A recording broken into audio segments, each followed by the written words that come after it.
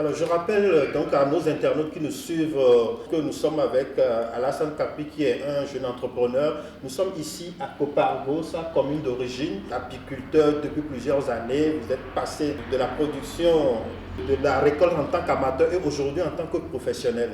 À partir de quelles fleurs les abeilles fabriquent le miel? Est-ce qu'il y a des fleurs de préférence? On ne peut pas dire qu'il y a des fleurs de préférence parce que l'abeille, vous savez que l'un arbre ne fleurit pas toute la saison. Il y a une période donnée pour la floraison. Et comme nous sommes dans un climat tropical, donc à des périodes données, vous avez les qualités, par exemple, quand nous prenons cette période que nous sommes en train de traverser, il y a les qualités qui sont en train de fleurir. Les abeilles, c'est ce qui se prête à eux qu'ils consomment, ou qu'elles consomment du moins. Donc aujourd'hui, à l'heure là, c'est le miel beaucoup plus de qualité que nous allons récolter si nous allons à la récolte. Parce qu'il y a beaucoup de qualités qui fleurissent en ce moment. Ou les anacardiers, parce que les anacardiers sont en floraison aussi, ou en production. Quand la saison s'y prête à une espèce d'arbre donné, c'est les abeilles s'y adonnent. Donc on ne peut pas dire que de convenance, les abeilles préfèrent le nectar des fleurs d'anacardier ou des fleurs de manguier ou de qualité ou de citronnier ou d'autres espèces lorsque la saison arrive et que l'arbre fleurit, donc l'abeille elle s'adonne toujours. Ça reste que l'apiculture, c'est une activité saisonnière. Pas saisonnière, non, on peut dire qu'elle se fait en toute saison parce que nous faisons la récolte 2 à 3 fois parfois par an. Selon la zone où vous vous trouvez. Donc si vous vous trouvez dans une zone où pendant toute l'année, donc les arbres fleurissent durant toute l'année, donc vous avez toujours le miel. Mais si vous vous trouvez dans une zone où les abeilles difficilement trouvent le nectar à récolter au niveau des fleurs, et une fois peut-être dans l'année, donc vous ne pouvez que récolter une seule fois. Mais ici, dans la commune de Kopargo, je vous dis, dans notre site et école, c'est-à-dire notre rucher, c'est une forêt communautaire qui a été créée. Donc ça permet d'avoir le miel en toute saison. Donc au lieu que ça soit une fois dans l'année, que ce soit des espèces données qui soient là, comme il y a des multitudes d'espèces d'arbres, donc ça permet d'avoir du miel en toute saison. Alors, un rucher peut produire combien de litres de miel? Bon, sinon, quand je dis un rucher, en fait, un rucher, c'est un ensemble de ruches. Maintenant, la ruche elle-même, oui, la ruche elle-même, aujourd'hui, cette ruche que vous voyez ici, c'est des ruches de dimension 0,75. C'est nous-mêmes qui avons dimensionné ça comme ça. Sinon, c'est 0,90. Les ruches kenyanes, d'habitude que nous connaissons, c'est 0,90. Mais nous avons dimensionné ça en 0,75 parce que les colonies qui rentrent dedans ne sont pas aussi importantes. Quand elles ne sont pas nombreuses, ça fait qu'elles sont affectées par les attaques. Et pour éviter, oui, des prédateurs, c'est-à-dire les serpents, les geckos, les fausses teignes, vous avez les lézards et autres là, ce sont des reptiles aussi ou des insectes qui viennent aussi, qui mangent aussi les abeilles. Donc pour éviter, il faut concevoir une ruche que ce soit à la dimension de la colonie. Donc si je prends cette ruche là, on peut récolter par an environ plus de 10 litres par an. Une ruche de 70 cm de longueur. Donc pour les 2 ou 3 récoltes que nous allons faire dans l'année. Comment est-ce que vous le commercialisez? Est-ce que ça va dans les supermarchés? Vous livrez ça comment? On a des grands acheteurs qui, de Cotonou, de Parakou, font une commande. Et nous sommes aussi une coopérative aussi organisée. Donc nous avons la coopérative communale des producteurs de miel de la commune. Et je suis membre de la coopérative. Donc, lorsque nous finissons la récolte, nos grands acheteurs, on les informe et ils prennent. C'est ce qui est sûr, ils mettent ça dans les supermarchés. Ils mettent ça dans les supermarchés pour pouvoir quand même vendre. Mais nous vendons en gros parce que c'est plus facile de collecter la TDL à travers la vente groupée. Nous sommes en train de vouloir accompagner en fait la mairie pour la collecte des taxes de développement local. Alassane Kapi, après votre bac, vous avez entrepris des études de civilisation germanique. C'était quoi votre projet en vous engageant dans cette formation-là?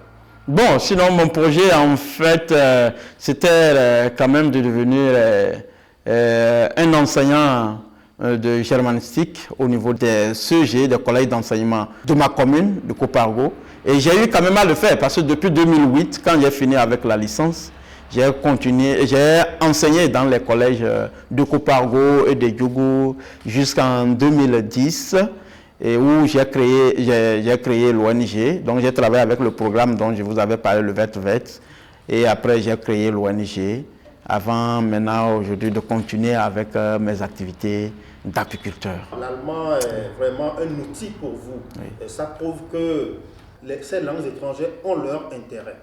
Oui, ces langues étrangères ont leur intérêt. Si aujourd'hui j'ai le soutien de cette association, c'est parce que je parle l'allemand, c'est parce que je suis avec eux. Ils ont confiance en moi et tout le soutien, je dis, au-delà même de l'ONG, ils accompagnent certains projets dans la commune. Quand je prends le projet de parrainage, on parraine 40 filles dans la commune. C'est environ plus de 100 000 francs par fille par an. Et nous avons des élèves dans les collèges de la commune. Et nous avons des projets de formation des jeunes et artisans dans les centres de formation à Natitengou, et qui sont accompagnés aussi par ces partenaires-là. C'est le volet mairie, ça. Nous avons des jeunes en formation dans les lycées agricoles, soutenus toujours par ces partenaires. Et tout ça, c'est moi qui suis leur répondant. C'est moi qui suis le point focal. Donc c'est moi qui réponds à tous leurs questionnements, à toutes les sollicitations, à tous les rapports, c'est moi qui fais, c'est moi qui rencontre. Donc d'une manière ou d'une autre, cette langue a permis aujourd'hui et continue de permettre aujourd'hui à ce que la commune puisse en bénéficier au niveau de Copargo. Vous êtes un employé de la mairie, expliquez un peu. Ah oui, et juste avant d'être employé de la mairie, comme j'ai dit, j'étais toujours promoteur d'ONG et promoteur apicole et je formais les jeunes. Mais j'ai joué ce rôle depuis 2010 quand je suis revenu dans la commune de Copargo en fait. C'est ce rôle d'interprète, de traducteur avec les partenaires. C'est vrai, la mairie me sollicitait pour faire ce travail. Mais juste en 2017, quand le recrutement est lancé, bon, il était de bon temps que je puisse quand même postuler pour formaliser en fait mon rôle. C'est vrai, je n'avais rien, je ne prenais rien à la mairie quand je jouais ce rôle. Mais depuis 2017, j'ai été recruté à la mairie de Copargo en tant que planificateur, chargé de développement local et de la coopération décentralisée. Donc, les relations avec les partenaires.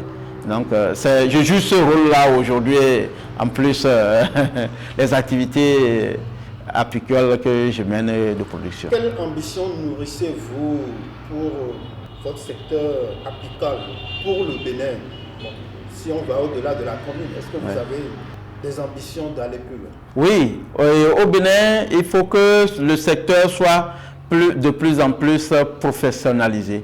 C'est vrai, nous avons les doyens qui sont dans d'autres communes qui mènent aussi l'activité. Si je prends l'exemple de Banté avec le doyen Adoubak, si je prends Komigea avec le doyen Sariki, Brice au niveau d'autres départements, donc qui sont en train de mener quand même des efforts pour que cette activité puisse même être enseignée au niveau même des écoles. Nous, c'est notre ambition, même aujourd'hui dans la commune de Copargo, en l'enseignant dans les écoles, c'est pour que aujourd'hui l'État puisse dire ah, cette activité, nous pouvons la financer pour que les ONG ou qu'on forme quand même des enseignants qui pourront quand même mener cette activité au niveau de nos écoles pour permettre à ce que chacun ait l'idée que la protection de l'environnement, ce n'est pas seulement ceux qui ont fait la géographie, ce n'est pas seulement ceux qui ont fait l'agriculture, mais que c'est nous tous.